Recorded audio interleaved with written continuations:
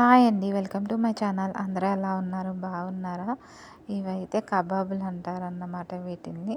చూసారు కదా! చికెన్ అయితే నన్ను కొయ్యొద్దు, కొయ్యొద్దు అని చెప్పి నీళ్ళల్లో జారిపోతుంది. దాన్నయితే ఇలా చిన్న చిన్న ముక్కల కింద అయితే కోసండి. నిమ్మకాయ, ఉప్పు, పసుపు, మిరియాల పొడి, మసాలా పొడి అన్నీ కలిపి కొంచెం పెరుగు, అల్లం వెల్లుల్లిపాయ పేస్ట్ కూడా వేసుకోవాలండి. వేసుకొని కలిపి ఒక 1 అవర్ అయితే ఫ్రిడ్జ్లో పెట్టేసుకోవాలి. చక్కగా బాగా పడుతుందన్నమాట మసాలా అంతా. కొత్తిమీర కూడా వేసుకోవాలి పైన, బాగుంటుంది.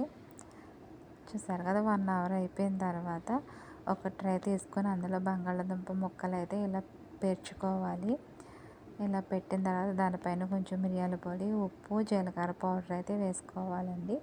ఒక స్టిక్ అయితే తీసుకొని దానికి చికెను, అలాగే ఒక చిన్న టమాటా, ఒక క్యాప్సికమ్ అయితే గుచ్చాలండి. ఇలా గుచ్చుకున్న తర్వాత చూసారు కదా! చాలా టేస్టీగా ఉంటుందండి ఇది. మేడం వాళ్ళు కూడా చాలా ఇష్టంగా తింటారన్నమాట. ఇలా గుచ్చండి ఆ బంగాళాదుంపల ముక్కల పైన అయితే పెట్టుకోవాలి. పెట్టిన తర్వాత పైన కొంచెం ఆలివ్ ఆయిల్ అయితే రాసేసి ఫెరన్లో అయితే పెట్టేసుకోవాలండి. మధ్య మధ్యలో చూసుకుంటూ అటు ఇటు తిప్పుకుంటూ ఉండాలి.